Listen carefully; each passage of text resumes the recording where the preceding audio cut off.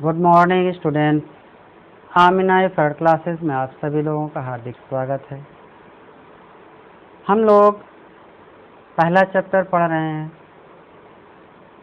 चलिए आइए आज हम लोग उसके आगे बढ़ते हैं। हम लोग एक्सरसाइज 1.5 आज स्टार्ट करते हैं। ओके,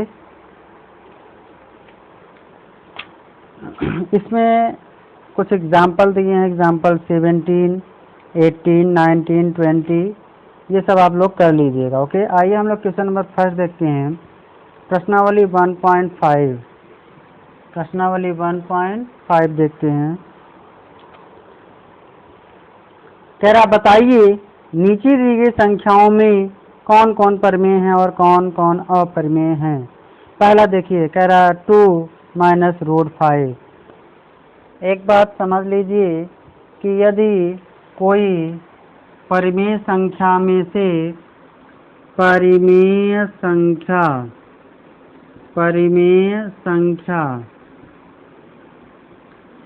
से कोई अपरिमेय घटाया जाए, अपरिमेय संख्या तो बराबर होता है अपरिमेय। ठीक है, अपरिमेय संख्या। बात समझ आ रहा है? कोई परिमेय संख्या में से अपरिमेय संख्या को क्या कर दिया जाए? घटाया जाए अथवा जोड़ा जाए। ठीक है, यहाँ इसी में दोनों चीज हो गया। किसी परिमेय संख्या में किसी अपरिमेय संख्या को घटाओ तो अपरिमेय संख्या मिलती है। किसी परिमेय संख्या में जोड़ो अपरिमेय संख्या को तो वो भी क्या मिलेगा? एक अपरिमेय संख्या मिलता है। इसी को पलट दो अगर तब भी वही हाल है। ओके, तो किसी भी परिमेय संख्या और अपरिमेय संख्या का योग हो या अंतर हो, सदैव क्या होती है? हमें एक अपरिमेय संख्या ही मिलती है। ठीक इसी तरह ये नंबर 1, नंबर 2 लिख लीजिएगा फार्मूलिक कॉपी में। कोई परिमेय संख्या यानी रेशनल नंबर, कोई परिमेय संख्या और बटे हो जाए अपरिमेय संख्या तो या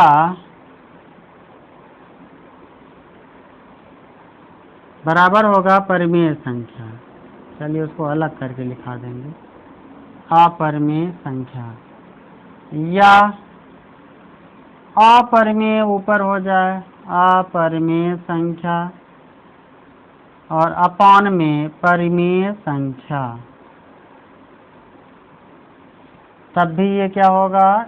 जो हमें मिलेगा वो अपरिमेय संख्या होगी। ओके, ये चीज आपको नोट करना है। ठीक है, तो पहला क्वेश्चन कह रहा है 2 - √5।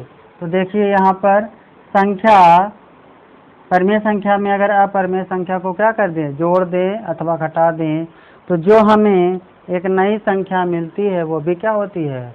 अपरिमेय संख्या होगी। तो पहला क्या हो जाएगा आपका? अपरिमेय। चलिए दूसरा देखिए, देखने में तो लग रहा है कि ये अपरिमेय है, लेकिन ये कुछ इस तरह से है 3 + √23। यस, ये तो केवल √23 की बात की है तो ये क्या है? अपरिमेय संख्या। और फिर है ये -√23। तो कहा जाए कि ये 3 + 23 जोड़ोगे तो एक अपरिमेय संख्या होगी। ठीक है, और अपरिमेय में से एक अपरिमेय संख्या को घटाएंगे तो एक अपरिमेय संख्या ही मिलेगी। लेकिन ध्यान दीजिए यहाँ दोनों सेम हैं, तो ये क्या हो जाएगा? 3 + 23 और -23, ये कट गया, बचा क्या? 3, जो कि 3 क्या है? एक परिमेय संख्या है। ओके बच्चों, चलिए इसी तरह तीसरा आप देखिए। अब तीसरा तो इस पर है लेकिन आपको देखना क्या, कट तो नहीं रहा। तो 2√7/7, ये √7 से √7 का क्या? 2/7 क्या है? ये एक परिमेय संख्या है। 1/√2, चौथा क्वेश्चन है 1/√2। यहाँ पर देखो कुछ कट नहीं रहा है, अर्थात एक परिमेय संख्या और अपरिमेय संख्या हो तो बराबर क्या होता है, ओहो सॉरी यहाँ परिमेय नहीं अपरिमेय, क्या होना चाहिए अपरिमेय संख्या। ओके, तो इस तरह से ये चौथा भी आपका अपरिमेय 2 पाई, पाई तो हम लोगों को पता ही है, पाई क्या है, एक अपरिमेय संख्या है। तो इस तरह से पहला और चौथा और पांचवा ये अपरिमेय है, बाकी दूसरा और तीसरा ये आपका परिमेय होगा। ओके, चलिए नेक्स्ट क्वेश्चन कह रहा निम्नलिखित व्यंजकों में से प्रत्येक व्यंजक को सरल कीजिए। प्रत्येक व्यंजक को सरल कीजिए, बहुत ही आसान है, सीधे यहाँ पे सभी में गुणा का रिलेशन है ना, सभी में काहे का रिलेशन है, गुणे का। आइए हम लोग देखते हैं, सभी में गुणे का निशान है, कहाँ गया जी, साफ करने वाला कहाँ गया, ओह नो, चलिए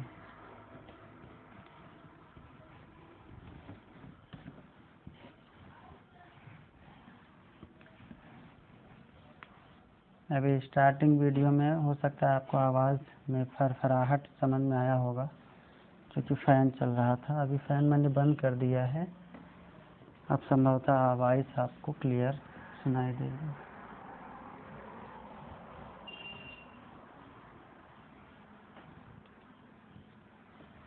चलिए आइए क्वेश्चन नंबर 2 का हम लोग फर्स्ट देखते हैं।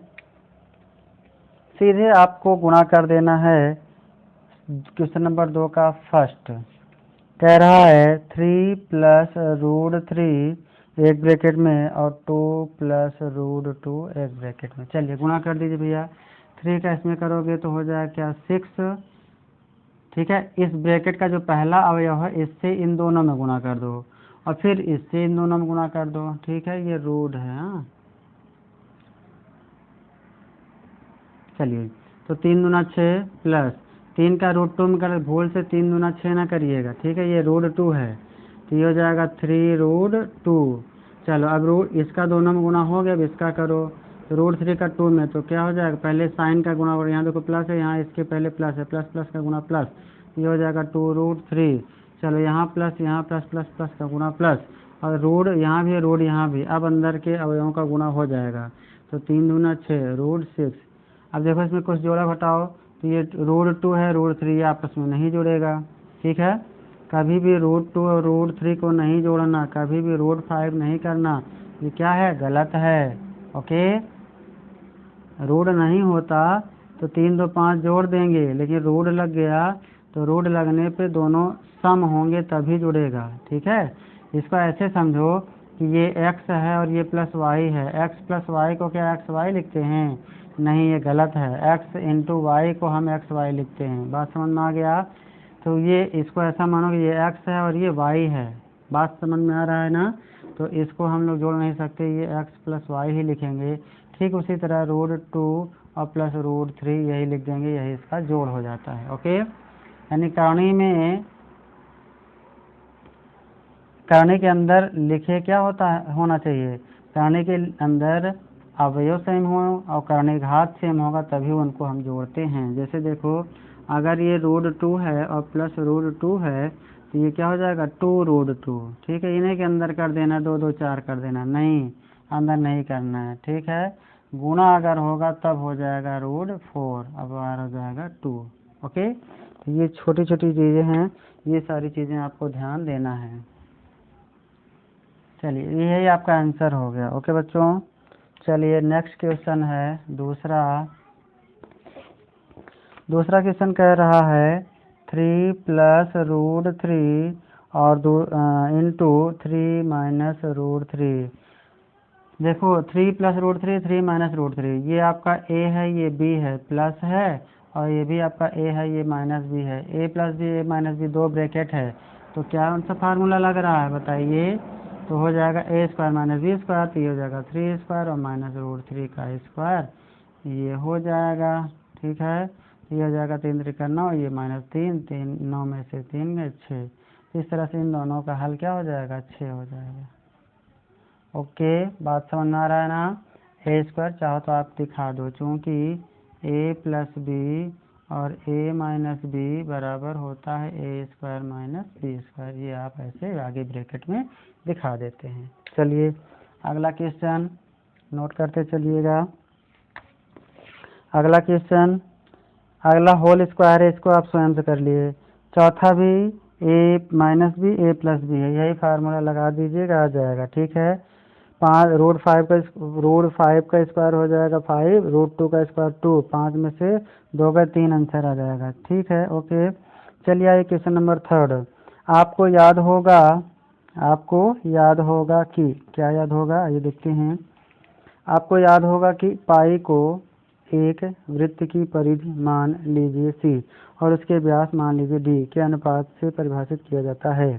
ठीक है, अर्थात पाई बराबर सी अपॉन डी है।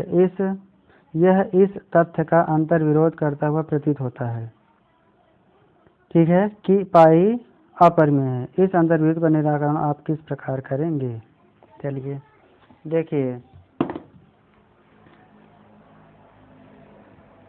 क्वेश्चन नंबर 3 की ओर हम लोग बढ़ रहे हैं। क्वेश्चन नंबर 3,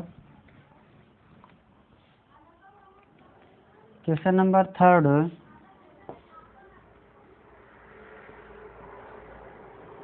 क्वेश्चन नंबर 3 देखते हैं। क्वेश्चन नंबर 3 कह रहा है कि पाई बराबर जो होता है वो सी अपॉन डी होता है, जहाँ सी क्या है, सरकमफेरेंस।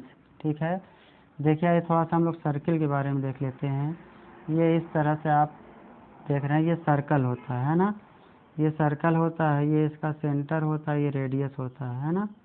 और अगर इसको यहाँ से यहाँ मिला दें तो ये व्यास हो जाता है। देखो ये क्या है, ये एक सर्कल है ना, सर्कल, वृत्त, CIRCLE, सर्कल यानी वृत्त। ठीक है, इसमें इसका ये जो गोला भाग है इसको बोलते हैं क्या, परिधि, सरकमफेरेंस है ना, सरकमफेरेंस। ओके, क्या बोलते हैं, परिधि। क्या बोलते हैं भैया, परिधि। ओके, अच्छा, यहाँ से यानी ओ ए कह दें तो ये जो है ओ ए है ना, ओ ए क्या है, रेडियस है। क्या है, रेडियस यानी त्रिज्या। क्या है, त्रिज्या इसको बोलते हैं। ओके, अच्छा, ये जो पॉइंट होता है इसको बोलते हैं सेंटर। क्या बोलते हैं, सेंटर, केंद्र। क्या बोलते हैं भैया, केंद्र। ठीक है, और इसको लिख दें ए बी। यहाँ से ए और बी अगर बात करें है ना, ए बी, ये क्या है, डायमीटर, डायमीटर यानी व्यास। क्या है, ये व्यास। ठीक है, किसी वृत्त में इतनी चीज़ें होती हैं और बहुत सारी चीज़ें होती हैं, वो आपको आगे बताया जाएगा। तो इसमें जो सरकमफेरेंस और व्यास की बात कर रहा है ना, व्यास यानी ये इसको डी से और सरकमफेरेंस को सी से डिनोट किया गया है ना। तो ये जो होता है पाई बराबर होता है, चूंकि पाई बराबर क्या होता है, परिधि, किसकी, वृत्त की परिधि बटे व्यास होता है ना, परिधि बटे व्यास, यानी पाई बराबर होता है सी अपॉन डी। ओके, ये होता है। अच्छा, अब चूंकि यहाँ पर अगर सी और डी, अगर ये दोनों अलग अलग पूर्णांक होते, अब आप सोच रहे हो कि सी अपॉन डी है, सी अपॉन डी है यानी पी बाई क्यू के रूप में है, तो पी बाई क्यू के रूप में है तो ये पाई जो होना चाहिए वो परिमेय होना चाहिए। लेकिन यहाँ पर वही कह रहा है, ये अंतर विरोध करता है कि यह एक अपरिमेय संख्या है, अर्थात यह एक अपरिमेय संख्या नहीं जैसा लगता है। सी अपॉन डी यानी पी बाई क्यू के रूप में है, जैसे पी बाई क्यू के रूप में है तो ये अपरिमेय कैसा हो, ये परिमेय होना चाहिए, लेकिन ऐसा नहीं होता है। पी बाई क्यू तो होना चाहिए, लेकिन और शर्त क्या होता है, पी और क्यू दोनों अलग अलग पूर्णांक होने चाहिए, जबकि यहाँ ऐसा नहीं होता है। सी अगर पूर्णांक है तो डी पूर्णांक नहीं होता है, अर्थात डी अपरिमेय होता है, और अगर डी परिमेय है तो सी अपरिमेय हो जाता है। बात सुन आ रहा है?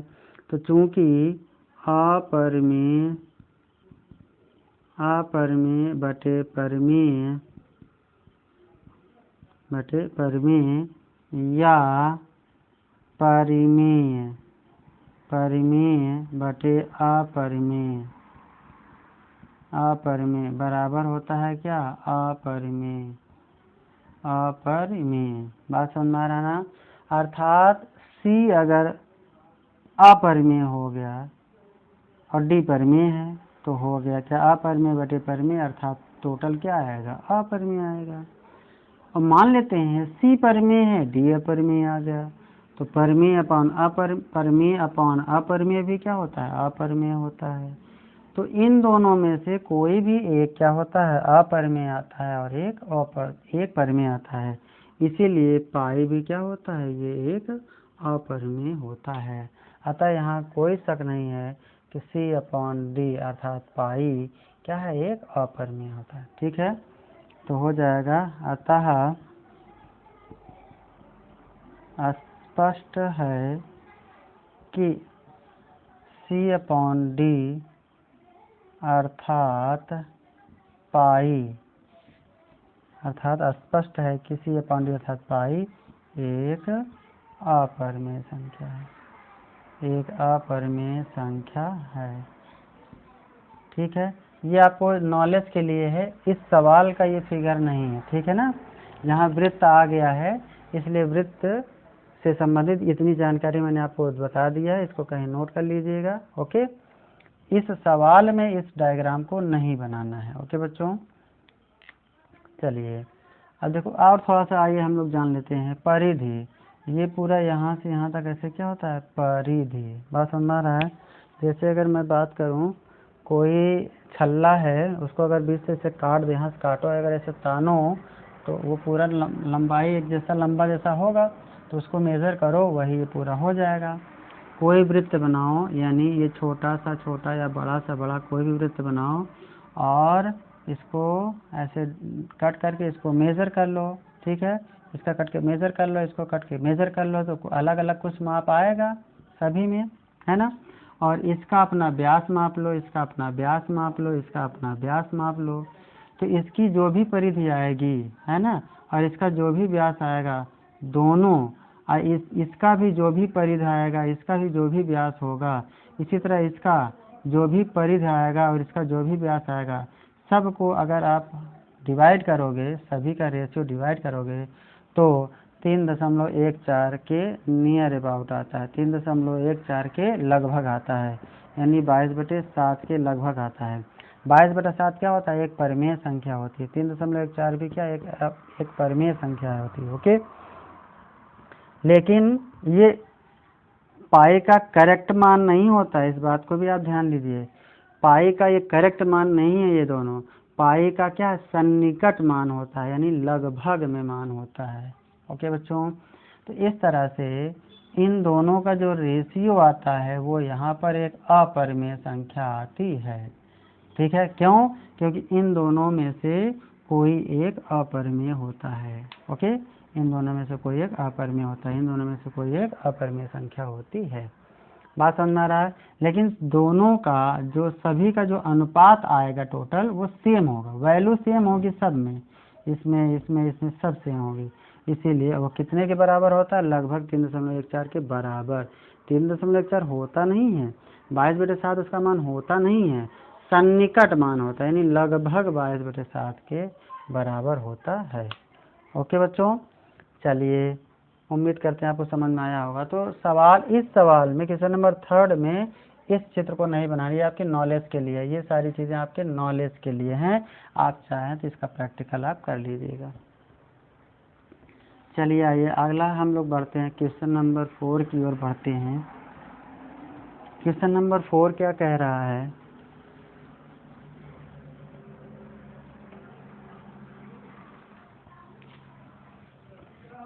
क्वेश्चन नंबर 4 पढ़िए।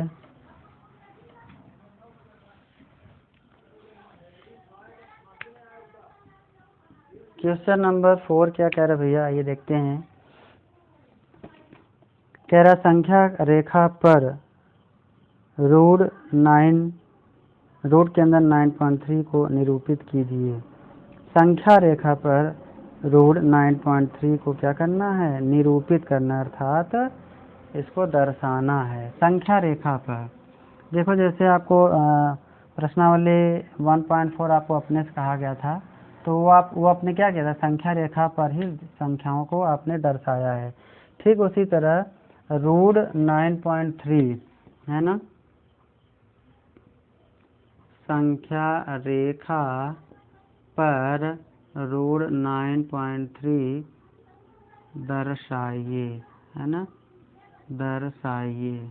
चलिए आइए इसके लिए हमें एक डायग्राम बनाना होगा। चलिए 9.3, सबसे पहले हम लोग क्या करते हैं, 9.3 एक लाइन खींचते हैं। अब देखिए 9.3 आप लोग कॉपी में करेक्ट 9.3 ही लीजिएगा, ठीक है। और चूँकि ये बोर्ड है 9.3 इसमें लेंगे तो बहुत छोटा चित्र बनेगा, तो इस हिसाब से मैं थोड़ा इसको बढ़ा लेता हूँ। 9.3 में अगर 3 का गुणा करें तो 3 त्रिका 9 और 3 9 27, 27.9, यानी मैंने इसका 3 गुना लिया है। चलिए लेकिन आप 9 ही लीजिए, आप क्या है 9.3 ही लीजिएगा। कॉपी में 9.3 बड़ा ही होता है, छोटा नहीं होता है। तो चलो आइए हम लोग लेते हैं 9.3 का 3 गुना किया तो 27, है ना, तो ये आ जाएगा 27 और 0.9 यानी लगभग 28,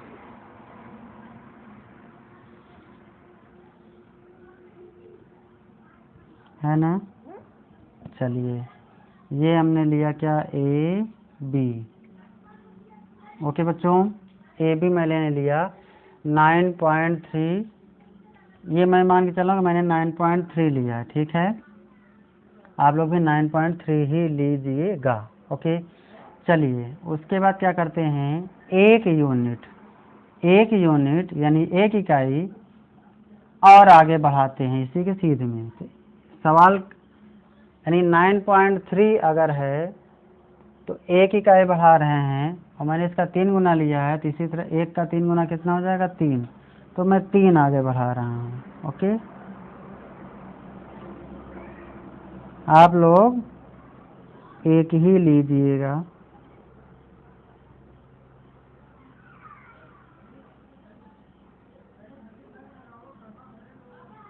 1 2 3,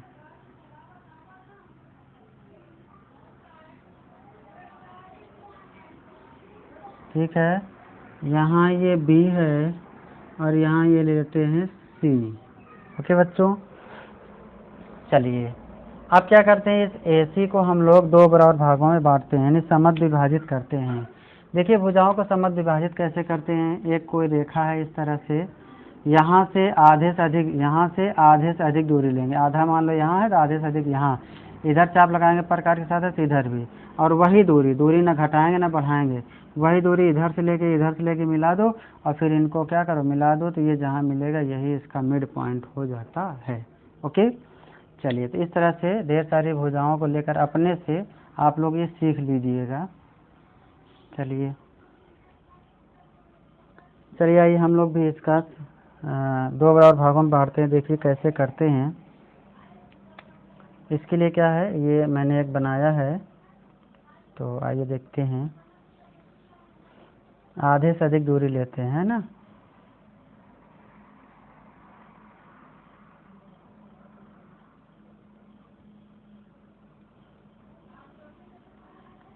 यहाँ पर एक गांठ देते हैं ताकि दूरी घटे बढ़े ना, है ना।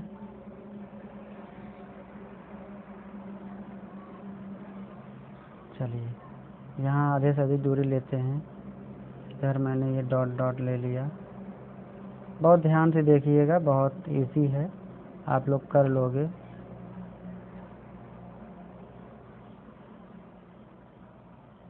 ठीक है, वही दूरी, इसको ना घटाएंगे ना बढ़ाएंगे, वही दूरी क्या करते हैं यहाँ पे रखते हैं और यहाँ पे भी ऐसे। ठीक है, अब चूँकि एकदम प्रकार तो है नहीं तो थोड़ा बहुत टेढ़ा हो सकता है, लेकिन फिर भी मैं कोशिश कर रहा हूँ कि अच्छे से बने। इस तरह से आपने देखा कि यहाँ पर 2 चाप लगाए, तो ये जो पॉइंट मिला आपको इसी को क्या करते हैं, मिला देते हैं। ओके बच्चों, चलिए आइए मिलाते हैं। सबसे पहले देखिए हम लोगों ने क्या किया, AC 9.3 मेजर करके इसको ले लिया। ठीक है, 9.3 ही आप लोगे। ठीक है, 9.3 अगर मैं यहाँ लूँगा तो इतना बड़ा फिगर बनेगा और आपको समझ में नहीं आएगा। तो मैंने यहाँ 3 गुना लिया, फिर B से C तक 1 यूनिट बढ़ाते हैं, यानी अगर मैंने 9.3 सेंटीमीटर लिया तो 1 सेंटीमीटर और बढ़ाएंगे। ठीक है, अगर मीटर में लेंगे तो 1 मीटर और आगे बढ़ाएंगे। चलिए अब क्या करते हैं, इसको इन दोनों को हम लोग मिला देते हैं।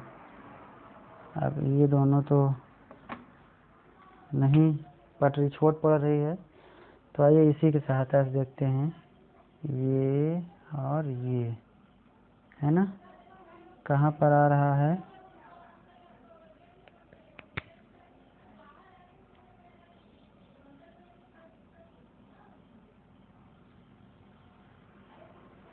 ये लगभग यहाँ पर आ रहा है ना। चलो पटरी छोटी पड़ रही है, इसको चलो सही है, मिल गया। देखो वहीं आया है लगभग, है ना।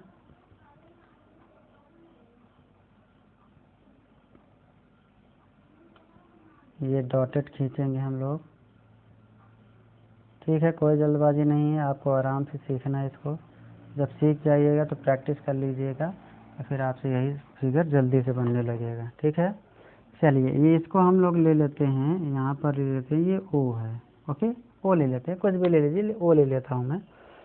चलिए अब ये O बिंदु जो ये AC का क्या है, मध्य बिंदु, AB का नहीं, AC का ये मध्य बिंदु है। अब ये OA बराबर है OC, और ये OA के बराबर त्रिज्या लेकर क्या करते हैं, एक अर्धवृत्त बना देते हैं। अर्धवृत्त मतलब आधा वृत्त। ठीक है, चलिए आइए हम लोग अर्धवृत्त बनाते हैं।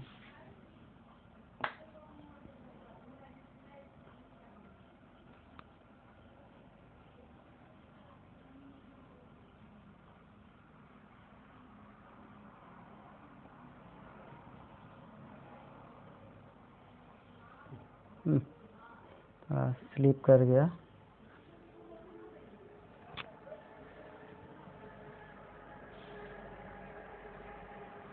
फिर से देखते हैं।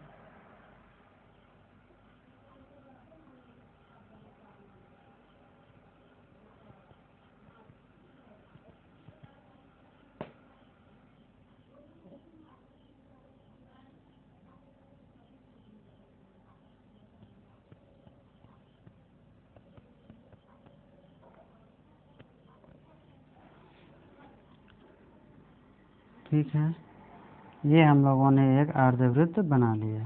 ठीक है, बात समझ में आ रहा है ना, ये एक अर्धवृत्त बन गया। ओके बच्चों, आई होप आपको समझ में आ रहा होगा। फिर से देखिए क्या किए थे हम लोग। सबसे पहले हम लोगों ने लिया था एक AB 9.3, फिर 1 यूनिट बढ़ा करके आगे लेते हैं बिंदु C, फिर इस AC का क्या करते हैं, समद्वि भाजक लेते हैं बिंदु O। ठीक है, यानी 2 बराबर भागों में बांट देते हैं और फिर इन दोनों को मिला देते हैं, तो हमें ये बिंदु O मिल जाता है। ओके, और फिर OA की दूरी लेकर के एक अर्धवृत्त बना देते हैं। ठीक है, ये यहाँ से शुरुआत करेंगे तो यहाँ पर आके ये कटेगा, ये एक अर्धवृत्त बन जाता है। ओके बच्चों, चलिए अगला स्टेप है, इस B बिंदु से क्या करते हैं, एक लंब खींचते हैं। क्या खींचते हैं, लंब। अब लंब खींचने का क्या तरीका है, वही तरीका है, प्रकार लेंगे, ऐसे लेते हैं, प्रकार से उठाएंगे, है ना, और एक ऐसे प्रकार उठाएंगे और एक ऐसे ले लेंगे। ठीक है, ऐसे प्रकार से ले लेंगे और वही दूरी इधर चाप लगाएंगे और वही दूरी इसको आगे बढ़ा लेते हैं और वही दूरी क्या करते हैं, इधर भी चाप ऐसे लगा लेते हैं। ठीक है, और फिर ये दूरी है, थोड़ा और आगे जाएगा और ये फिर वही दूरी घटाएंगे बढ़ाएंगे नहीं, ये दूरी है यहाँ लगाया, ये दूरी यहाँ लगाया, वही दूरी से इधर भी लगा देंगे और इधर भी लगा देंगे, ऐसे कहीं मिलेगा। ठीक है, और फिर इस पर क्या करते हैं, हम लोग खींच देते हैं।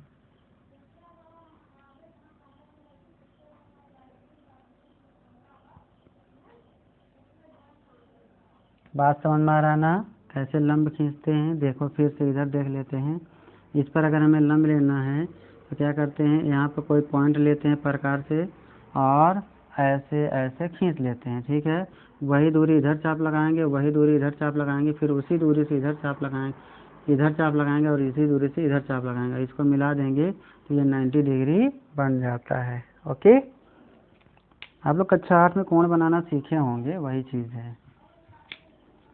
चलिए, तो यहाँ से हमने क्या किया, एक लंब डाल दिया। उसके बाद क्या करते हैं, अब देखो ये जो लंब बी आ गया ना, यहाँ ले लेते हैं, ये डी है। ये जो लंब बी डी आया ये 9.3 ही आएगा। कितना आएगा, यानी ये लंब जो है बी डी आप लेते जाओ, वहाँ तक ले जाओगे जहाँ इस परिधि को जहाँ पर काट दे। ठीक है, और फिर वहाँ से ये दूरी नापोगे तो करंट 9.3 रूट 9.3 ही आएगा। रूट 9.3 का अगर वर्गमूल निकालोगे तो ये लगभग 3.05 कुछ ऐसा आएगा, है ना, कुछ ऐसा आएगा, निकाल लीजिएगा। लगभग ये कह रहा हूँ, है ना, करेक्ट नहीं होगा, लगभग इतना आएगा 3.05।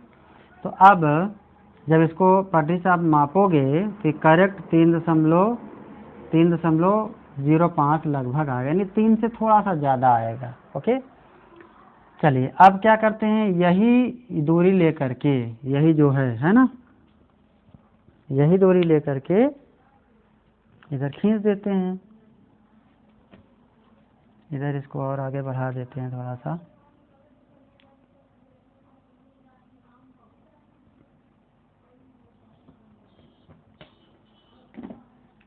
चलिए, अब ये दूरी लेकर के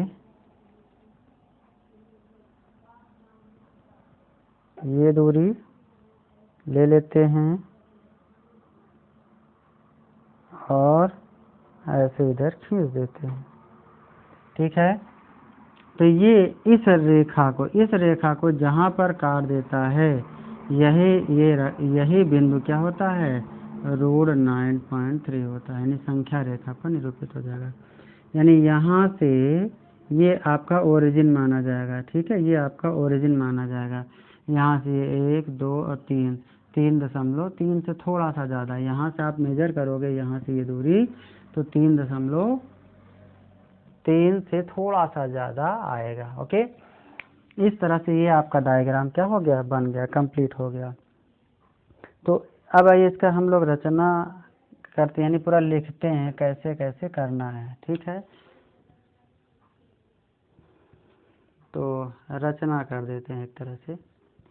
क्या हो जाएगा, सर्वप्रथम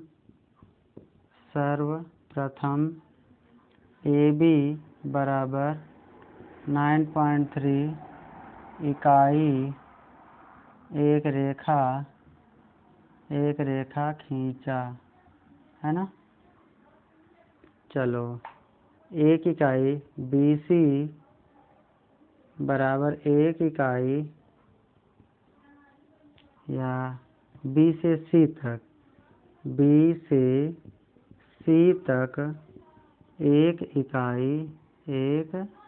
इकाई बढ़ाया, है ना, या बढ़ाते हैं। ठीक है, फिर क्या नंबरिंग चाहे कर दो। ठीक है, ये नंबरिंग नंबर 2 नंबर 3। अब क्या करते हैं भैया, AC का समद्विभाजक, AC का समद्विभाजक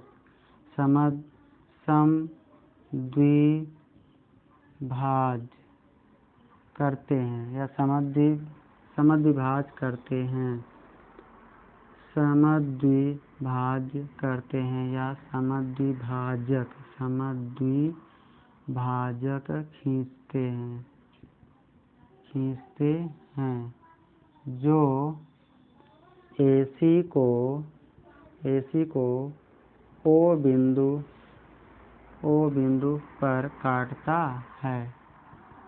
ओके बच्चों, चलिए चौथा। अब क्या करिए, OA दूरी लेकर क्या करते हैं, खींच देते हैं। OA बराबर OC दूरी लेकर एक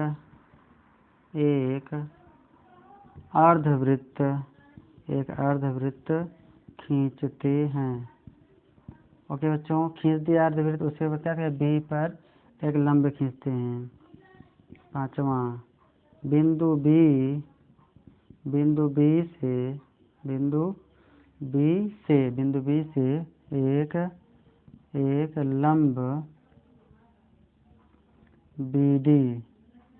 एक लंब BD खींचते हैं, जो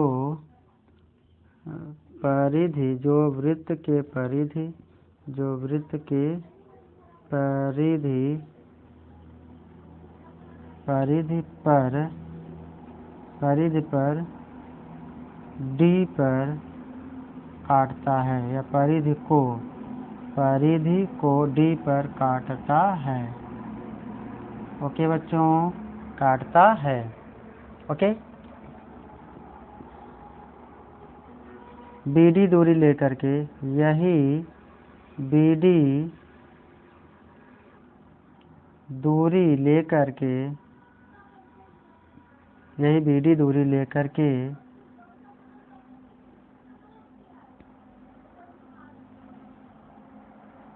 चाप लगाते हैं, जो संख्या रेखा को बिंदु, यहाँ कोई बिंदु मान लो P, तो संख्या रेखा को बिंदु P पर काटता है। यही बिंदु अभीष्ट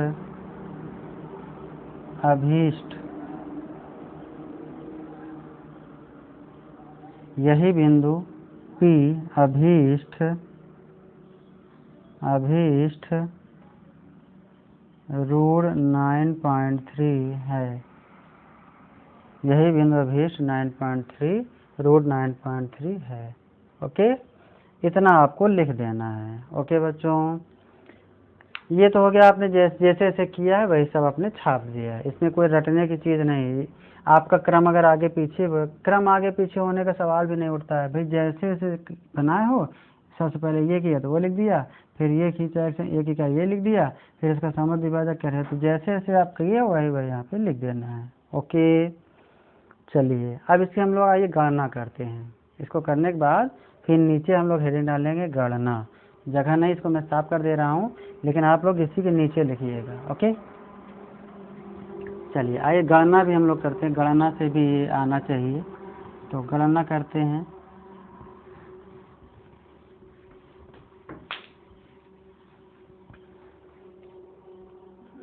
यहाँ A है। चलिए गणना देखिए बच्चों, गणना में क्या होता है। गणना में मतलब ये जो पॉइंट है, इसको हमें BD को हमें रूट 9.3 लाना है, क्योंकि यही दूरी लेके ये खींचा गया है। तो जब ये 9.3 होगा तो यहाँ से ये भी रूट 9.3 होगा। तो हमें BD को हल करके दिखाना है कि 9.3 रूट 9.3 आता है। ओके, चलिए इसके लिए हमें एक और रचना करनी होगी। इस O को D से क्या कर देते हैं, मिला देते हैं। इस O को D से मिला देते हैं। ओके, ये रचना कर देंगे तो ये एक समकोण त्रिभुज बन जाएगा, और इसी समकोण त्रिभुज में हम लोग यूज कर लेंगे। चलिए वो लिखने के बाद अब आपको इसमें गणना करना है। ओके, चित्र में सब बना ही है। चलिए अब क्या है, देखो OA बराबर OC और बराबर OD है ना। OA बराबर OC और ये OD, तो यही दूरी से लेके करे हैं, तो ये भी तो त्रिज्या ही हुआ, ये भी OA भी त्रिज्या हुआ इस अर्धवृत्त का, OD भी त्रिज्या हुआ और OC भी त्रिज्या हुआ। ओके, तो ये कितना आया है भैया, AC का बटे 2 होगा। बोलो भाई, AC का बटे 2 होगा कि नहीं। और AC का बटे 2 जो है वो कितना है, AC का बटे 2, AC बोले तो क्या, AC बोले तो AB और प्लस BC, तो ये AC जो है ये हो जाएगा AB और प्लस BC, AC यहाँ से यहाँ तक, यहाँ से यहाँ तक AB और प्लस BC, A और बटे 2, और AB है कितना भैया 9.3 लिया गया है। ठीक है, भले यहाँ 3 गुना किए लेकिन हमें ये नहीं लिखना है। ठीक है, बात समझ में आ रहा है ना। 9.3 आप लोग 9.3 ही लिखोगे, इसलिए मैं 9.3 लिखूँगा। ओके, ताकि आंसर आपका और मेरा मिल जाए। ये मान के मैं चल रहा हूँ कि मैं 9.3 ही लिया हूँ। चलिए, अब प्लस 1 है इधर और बटे 2, 9.1 में 1 जोड़ोगे तो क्या लिख दिया 9.4। ये गलती ना करिएगा, यहाँ दशमलव बढ़ाकर 0 बढ़ाएंगे तो दशमलव बाद 1 अंक, दशमलव बाद 1 अंक, तो 3 में 0 जोड़ोगे तो 3 हो जाएगा, 0.91 10, 10.3 बटे 2। ठीक है, इसको यही रखने दें, या तो चलो भाग दे दो, 2 पंचे 10, दशमलव 2 एक 2 और 1.2 पंचे 10, यानी इतना आ गया। ओके बच्चों, ये है आपका OA बराबर OC बराबर OD, ये आपका आ गया। ओके, आपको OD मिल गया। अब आइए समकोण त्रिभुज। अच्छा, OB तो आपको पता ही है, नहीं पता है, OB आपको नहीं पता, चलो OB भी निकाल लो पहले। OB बराबर कितना हो जाएगा भैया, ये OB समकोण त्रिभुज हमें OBD लेना है, OD मिल गया, OB चाहिए। OB बराबर क्या होगा, देखो OB का मतलब हो गया इस OC, यानी यहाँ से यहाँ तक में से अगर हम BC को बाहर कर दें, ध्यान से देखिएगा, ये OC हमें OB चाहिए, तो इस OC में से अगर इतना भाग हम बाहर कर दें BC को तो हमारा OB होगा कि नहीं, यस। तो चलिए OB बराबर हो जाएगा OC माइनस BC।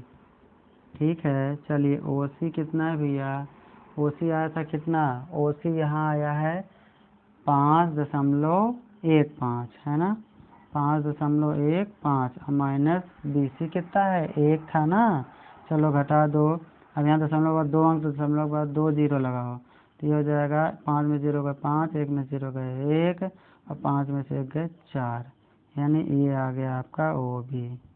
ठीक है, इतना बात समझ में आया, इतना समझ में आ गया। चलिए, अब हमें क्या चाहिए, BD, अब हमें BD चाहिए।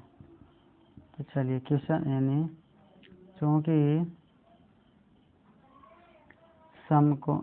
त्रिभुज या लिखते हैं, अब समकोण त्रिभुज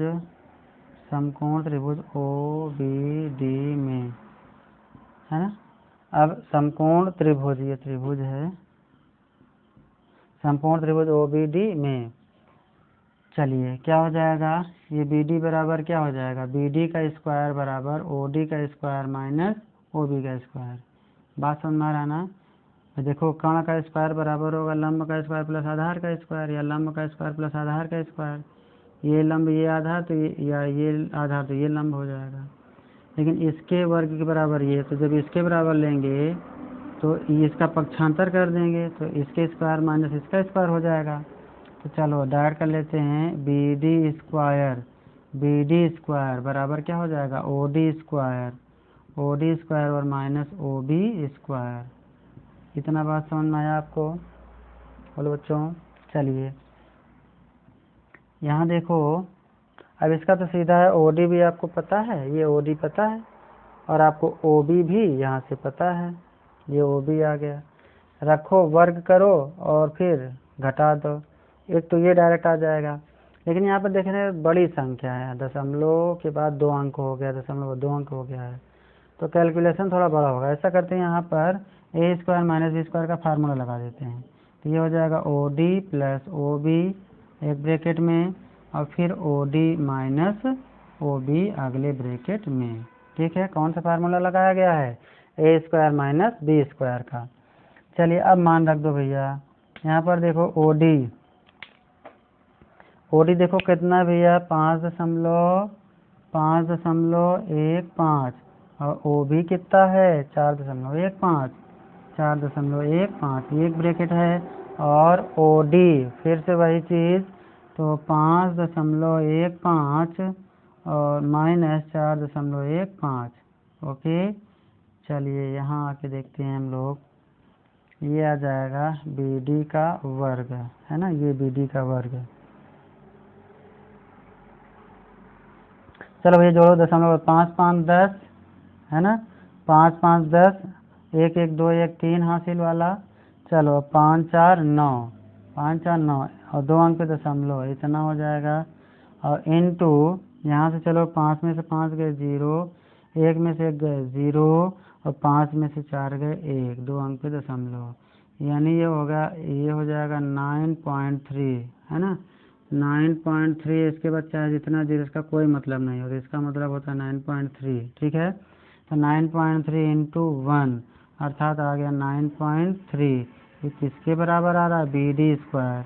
तो BD बराबर क्या हो जाएगा, कोने के अंदर 9.3, यही आपका आंसर हो गया।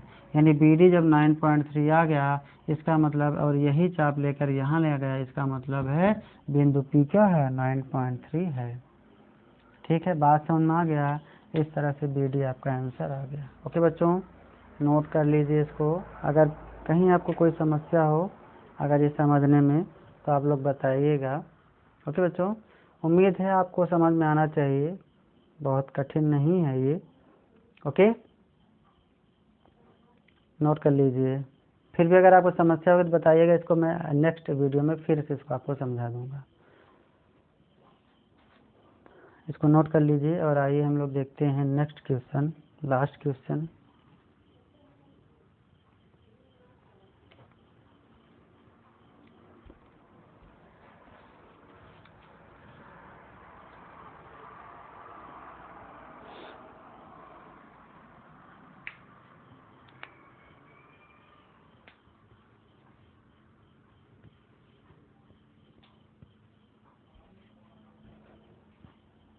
आइए बच्चों, हम लोग अगले क्वेश्चन की ओर बढ़ते हैं।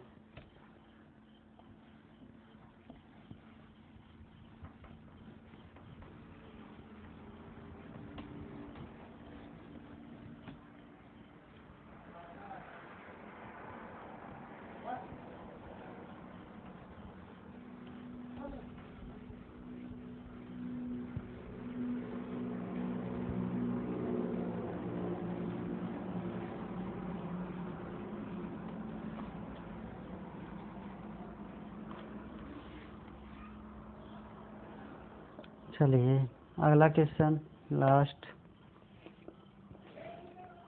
जरा निम्नलिखित के हरों का परिमेयकरण कीजिए। ये सवाल तो आप लोग कर लेंगे।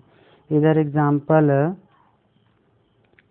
17 18 19 20, अगर ये आपने कर लिया तो आप ये क्वेश्चन नंबर 5वां आप बहुत आसानी से आप कर लेंगे। ठीक है, हर का परिमेय सॉरी, पहले में 1/√7 है, क्या करिए, √7 से ऊपर नीचे गुणा कर दीजिए। इसमें है दूसरे में √7 हर में क्या है, √7 माइनस √6 हर में। इसके विपरीत चिन्ह से क्या करिए, ऊपर नीचे गुणा कर दीजिए, तो ऊपर हो जाएगा √7 + 6 और नीचे हो जाएगा A² माइनस B² का फार्मूला लग जाएगा। तो 7 में 6 गए 1 हो जाएगा। ठीक है, इसी तरह से इसमें भी, यहाँ प्लस है तो माइनस करके ऊपर नीचे गुणा, चौथे में माइनस है तो प्लस करके गुणा ऊपर नीचे कर देंगे। ओके बच्चों, चलिए संभवतः ये आप स्वयं कर लेंगे। फिर कह रहा है वास्तविक संख्याओं के लिए घातांक नियम। मैंने आपको घातांक नियम क्या है बताया है। ठीक है, यहाँ भी कुछ एग्जाम्पल दिया है, इसको आप लोग देख लीजिएगा, जहाँ कोई दिक्कत समझ में आएगा तो बताइएगा। ठीक है, घातांक से संबंधित यहाँ उदाहरण भी दिया है, उदाहरण 21, इसको आप लोग कर लीजिएगा। ठीक है, यहाँ ढेर सारे एग्जाम्पल दिए हैं, ये सारे एग्जाम्पलों को भी आपको करके दिखाना है। ठीक है, चलिए 1.6 देखिए, कह रहे ज्ञात कीजिए कि 64 की पावर हाफ ज्ञात कीजिए। नंबर 1 2 3, पहले क्वेश्चन में 3 पार्ट, दूसरे में 3 पार्ट, दूसरे में 4 पार्ट और तीसरे में भी 4 पार्ट। आइए इसको भी हम लोग देख लेते हैं, लेकिन इससे पहले आप लोगों को कुछ मैं बताना चाहता हूँ। अच्छा चलिए, इसके लिए मैं एक वीडियो अलग से दे दूँगा। आइए देखते हैं हम लोग प्रश्नावली 1.6। ठीक है, पहला है, क्या कह रहा है, ज्ञात कीजिए नंबर 1 64 के पावर हाफ, है ना, यही है। चलिए इसको सॉल्व करते हैं हम लोग। तो 64 के पावर दिया है हाफ बराबर 64 का आप खंड करोगे तो क्या हो जाएगा, 2 दूना 4 दूनी 8 दूनी 16 दूना 32 दूनी 64, 2 दूना 4 दूनी 8 दूनी 16 दूना 32 दूनी 64 की पावर हाफ। ठीक है, 64 को मैंने इस तरह से कर दिया। अब हम लोग जानते हैं कि गुणा में घातें क्या हो जाती हैं, जुड़ जाती हैं, बेस सेम है। बेस क्या है, सेम है। अगर ए की पावर ए इंटू ए इंटू ए इंटू ए इंटू ए तो क्या हो जाएगा, सबकी पावर को जोड़ देंगे। तो सबकी पावर देखो एक एक है तो 1 2 3 4 5 6, ये हो जाएगा 2 की पावर 6 और होल पावर कितना है 1/2। अब आपको मैंने बताया था एक फार्मूला कि यदि ए की पावर m और whole to the power n हो तो क्या हो जाता है, घात का भी घात हो तो उसका हम लोग क्या कर देते हैं, गुणा कर देते हैं, है ना। यदि घात का घात हो तो गुणा कर देते हैं, यहाँ भी देखो ऐसा ही है। तो ये हो जाएगा 2 टू द पावर 6 इंटू 1 यानी हाफ का गुणा कर देंगे इसका। अब देखो 2 तिहाई 6, कितना आ गया भैया, 2 की पावर 3 और 2 की पावर 3 का मतलब क्या होगा 8। ठीक है, और वैसे भी देखो कि 64 का वर्गमूल क्या होगा 8 होगा। तो इस तरह से आपका ये आंसर हो गया, 64 का वर्गमूल क्या होगा 8। तो ये वर्गमूल तो है, एक हाफ हटाओगे तो करनी लग जाएगा। ठीक है, करनी का मान क्या होता है, करनी 64 बोलो या 64 की पावर हाफ बोलो, एक ही बात है। ओके बच्चों, चलिए ये क्वेश्चन क्या है आप इसको नोट कर लीजिए। इसको चाहो तो आप इसके आगे ब्रैकेट में सूत्र दिखा, क्योंकि ए की पावर m और होल टू द पावर अगर n हो तो हो जाता है ए की पावर m इंटू एन, ये हो जाता है। ठीक है, आप चाहो तो ऐसे दिखा दो, अंदर स्मॉल ब्रैकेट है तो बाहर बड़ा ब्रैकेट लगाएं। ओके, चलिए आइए अगला क्वेश्चन हम लोग बढ़ते हैं, नेक्स्ट क्वेश्चन की ओर बढ़ते हैं। नेक्स्ट क्वेश्चन क्या कह रहा है, पहले का सेकंड पार्ट कह रहा है 32 की पावर 1/5, है ना। इसको आप ऐसा भी लिख सकते हो, यानी यहाँ करने घात 5 और 32, इसको बोलो या ये बोलो, एक ही बात है। ओके बच्चों, चलिए इसको भी हम लोग सॉल्व करते हैं। सॉल्यूशन, तो ये 32 की पावर हाफ यानी सॉरी 1/5 है ना, 1/5 ऐसे लिखो व ऐसे लिखो। चलो 32 का खंड करो तो क्या हो जाएगा, 2 दूनी 4 दूनी 8 दूनी 16 दूना 32 की पावर 1/5। ये हो जाएगा 1 2 3 4 5 है तो 2 की पावर कितनी हो गई, 2 की पावर 5 और इंटू 1/5। ऐसा लिखिए कि घात लगे, ऐसा ना लिख दो भैया कि 2 की घात 5 और फिर लिख दो ये 5, ऐसे ना लिखना। ठीक है ना, बात समझ आ रहा ना, घात का घात लगे ऐसा लिखो कि घात का घात है। चलो अब घात का घात हो तो गुणा कर देते हैं, तो 2 की घात पे 5 और गुणते 1/5 यहाँ आप दिखा दो, क्योंकि ए की पावर m और पूरे की पावर n हो तो हो जाता है ए की power m into N.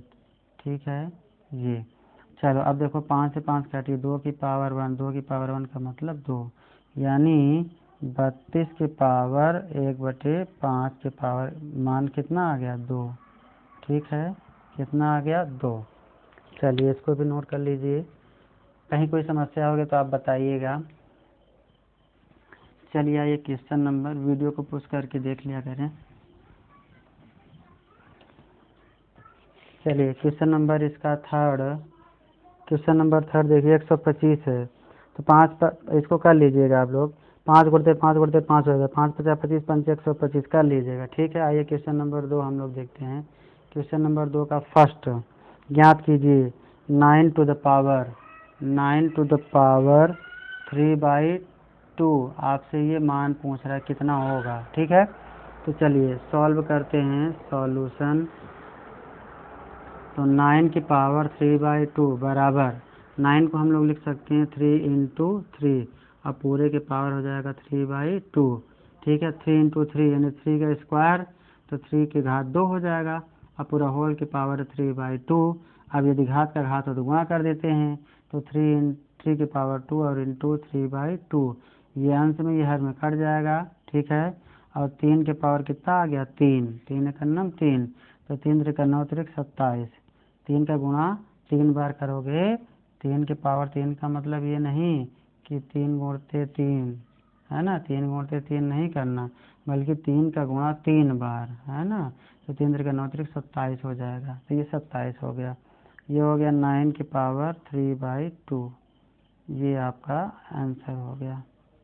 Okay, चलिए इसका नेक्स्ट पार्ट 32 की पावर 5/2 है ना, इसका सेकंड पार्ट 32 की पावर 2/5 है ना, तो इसका हो जाएगा 2 गुणते 2 गुणते 2 गुणते 2, 5 2 आएगा, ये हो जाएगा ये पूरे के पावर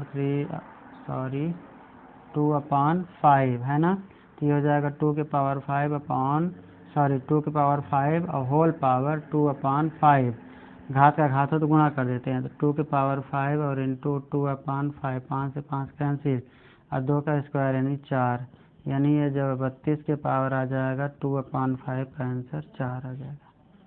ओके बच्चों, इसी तरह आप लोग चौथा और पांचवा, आइए चौथा मैं बता देता हूँ, इनवर्स है, तीसरा पार्ट इसका कर लीजिएगा दूसरे का है ना। आइए चौथा पार्ट दूसरे का मैं चौथा पार्ट बताता हूँ, आया है क्या 125 के पावर -1/3। ओके बच्चों, ये इसका मान पूछ रहा है, तो चलिए 125 की पावर -1/2 1/3 है ना, चलिए 125 क्या हो जाएगा 5 गुणते 5 गुणते 5 की पावर -1/3, ये हो जाएगा 5 × 25 = 125, फिर वही हो जाएगा, लेकिन हमें घात के रूप में लिखना, तो 5 के घात से 3 और पूरे के घात -1/3, घात का घात हो तो गुणा कर देते हैं, तो 5 कितना हो जाएगा 5 - 3 × 1/3, ठीक है, ये माइनस पहले लिख देंगे, 3 से 3 कैंसिल हो गया, और 5 की पावर -1, और ये 5 की पावर -1 का क्या मतलब है याद करिए, यानी ये हो जाएगा 1/5, ठीक है, अगर भाग दोगे तो हो जाएगा कितना 5 दूनी 10.2, याद करो आप, ए की ए इनवर्स है तो 1/a हो जाता है, ठीक है,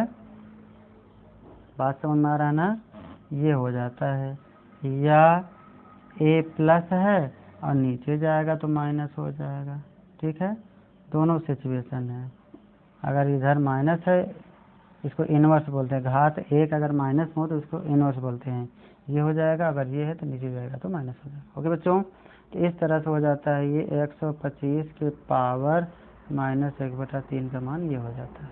ओके, आई होप अंडरस्टैंड, चाहो तो सिर्फ इतना ही लिख सकते हो। चलिए आइए सरल कीजिए तीसरा प्रश्न, कुछ नहीं इसमें भी कुछ नहीं, पहले दूसरे का मिक्स है, 2/3 2/3 को हल करो, 2 घात 1/5 को हल करो, दोनों को गुणा कर दो, ठीक है, आइए देख ही लेते हैं।